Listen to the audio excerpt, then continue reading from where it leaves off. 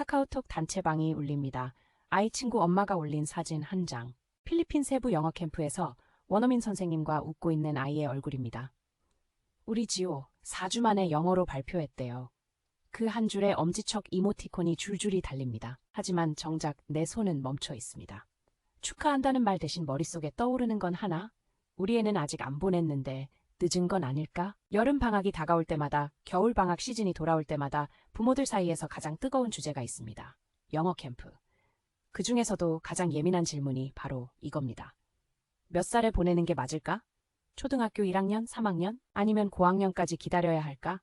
누구는 빠를수록 좋다 하고 누구는 너무 이르면 트라우마만 남는다 합니다. 정보는 넘치는데 기준이 없습니다. 오늘 이 혼란에 하나의 기준선을 드리겠습니다. 뇌과학 데이터, 언어학 연구, 그리고 현장에서 나온 실제 사례까지 감이 아니라 근거로 말씀드리겠습니다. 솔직하게 이야기하겠습니다. 영어 캠프 시기를 고민하는 부모의 마음속에는 두 가지 공포가 있습니다. 하나는 너무 늦으면 어쩌지라는 조급함. 다른 하나는 너무 일찍 보내서 상처받으면 어쩌지라는 불안. 이 두 감정은 동시에 존재하고 서로 충돌합니다. 주변에서 5살짜리를 영어 유치원에 보냈다는 이야기를 들으면 초조해집니다. 하지만 캠프에서 울면서 전화한 아이 이야기를 들으면 또 망설여집니다. 이 갈등 속에서 부모는 결국 가장 익숙한 방법을 선택합니다. 옆집 아이를 따라하는 겁니다. 그런데 옆집 아이와 내 아이는 다릅니다. 성격도, 영어 노출 경험도, 분리불안의 정도도 전부 다릅니다. 그래서 나이만 놓고 정답을 이야기하는 건 위험합니다. 하지만 뇌과학은 우리에게 꽤 분명한 방향을 알려줍니다. 언어학의 결정적 시기 가설이라는 개념이 있습니다. 쉽게 말해 인간의 뇌가 언어를 가장 흡수하는 시기가 따로 있다는 이론입니다. 1989년 존슨과 뉴포트가 발표한 유명한 연구가 있습니다. 한국어와 중국어가 모국어인 미국 이민자들을 대상으로 영어 문법 테스트를 실시했습니다. 결과는 명확했습니다. 3세에서 7세 사이에 영어에 노출된 집단은 원어민과 거의 동일한 점수를 받았습니다. 8세에서 16세 사이는 점수가 점진적으로 하락했고 17세 이후에 이민한 그룹은 가장 낮은 점수를 기록했습니다. 이 연구가 말하는 건 단순합니다. 어릴수록 언어를 감각으로 받아들인다는 겁니다. 성인은 문법 규칙을 머리로 분석합니다. 하지만 아이들은 소리와 리듬을 몸으로 흡수합니다. 마치 한국어를 배울 때 문법책을 펼치지 않았던 것처럼요. 뇌의 신경 가소성, 쉽게 말해 뇌가 새로운 정보에 유연하게 반응하는 능력이 어린 시절에 극대화된다는 뜻입니다. 그런데 여기서 놓치면 안 되는 게 있습니다. 이건 매일 영어 환경에 노출된 이민자를 대상으로 한 연구라는 점입니다. 하루 24시간 영어를 듣고 말하는 환경과 방학 4주 영어 캠프는 분명히 조건이 다릅니다. 결정적 시기 가설을 근거로 무조건 빨리 보내야 한다고 말하는 건 반만 맞는 이야기입니다. 이민 환경은 하루 24시간 영어에 노출됩니다. 하지만 4주짜리 캠프는 아무리 몰입형이라 해도 제한된 시간입니다. 실제로 한국 조기 영어교육 연구들은 흥미로운 결론을 내립니다. EFL 환경, 즉 영어가 외국어인 환경에서는 단순히 일찍 시작하는 것 자체가 특별한 이점을 주지 않는다는 겁니다. 오히려 중요한 변수는 노출의 양과 강도, 그리고 아이의 인지 발달 수준이었습니다. 이걸 캠프에 대입하면 이렇습니다. 너무 어린 나이에 보내면 뇌의 언어 흡수력은 높지만 낯선 환경에 대한 적응력이 부족합니다. 반대로 너무 늦으면 적응은 잘하지만 언어를 감각적으로 받아들이는 창이 좁아집니다.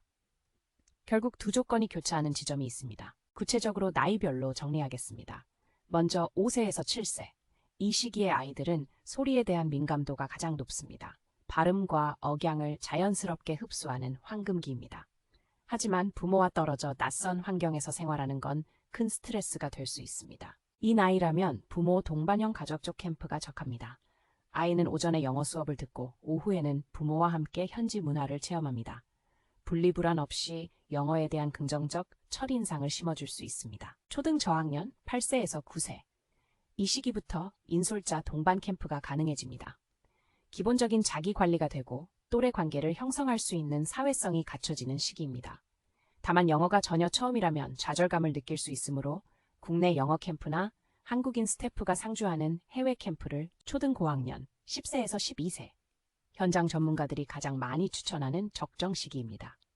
자립심과 호기심이 균형을 이루고 영어를 도구로 사용하는 경험이 가능해집니다. 캠프에서 영어로 발표하고 다른 나라 친구들과 팀 프로젝트를 하면서 영어가 시험 과목이 아니라 소통 수단이라는 걸 체감하는 나이입니다. 이 시기에 경험한 해외 캠프는 단순한 영어 실력 향상을 넘어 글로벌 환경에 대한 동기부여로 이어지는 경우가 많습니다. 사실 최적의 나이는 숫자만으로 결정되지 않습니다.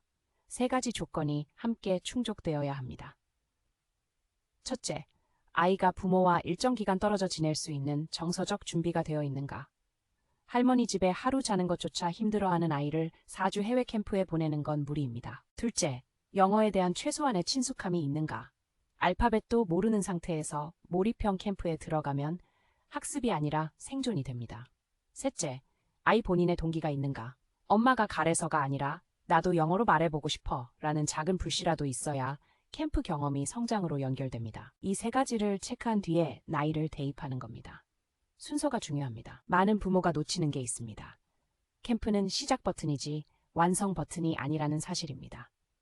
4주 동안 영어에 대한 자신감을 얻고 돌아온 아이가 한 달 뒤 다시 원점으로 돌아가는 경우가 허다합니다.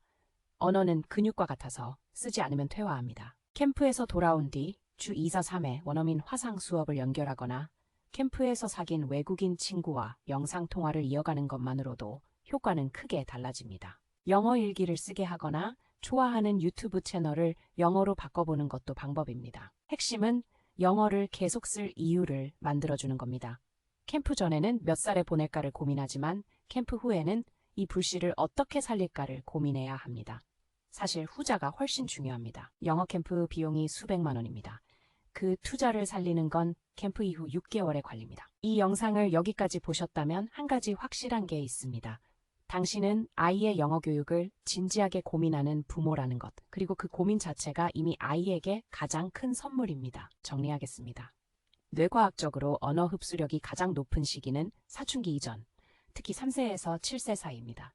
하지만 영어 캠프는 이민이 아닙니다. 낯선 환경에서의 적응력, 정서적 준비, 기본적인 영어 친숙도가 함께 갖춰져야 합니다. 그래서 현실적인 최적 구간은 이렇습니다. 5세에서 7세라면 부모 동반 가족 캠프로 영어에 대한 긍정적 첫 경험을, 초등 저학년이라면 국내 영어 캠프나 한국인 스태프 동반 해외 캠프로 자신감을, 초등 고학년이라면 몰입형 해외 캠프로 영어를 도구로 쓰는 경험을 선물하세요. 그리고 무엇보다 캠프 다녀온 뒤가 진짜 승부처라는 걸 기억하세요. 4주의 불씨를 1년의 습관으로 연결하는 부모가 결국 아이의 영어 인생을 바꿉니다. 우리 아이는 늦은 거 아닐까? 이 질문을 하는 순간 당신은 이미 앞서가고 있는 겁니다. 정보를 찾는 부모, 고민하는 부모, 그리고 기준을 세우려는 부모. 그게 바로 아이에게 가장 좋은 영어 환경의 시작입니다. 조급하지 마세요. 당신의 타이밍이 당신 아이에게는 가장 좋은 타이밍입니다.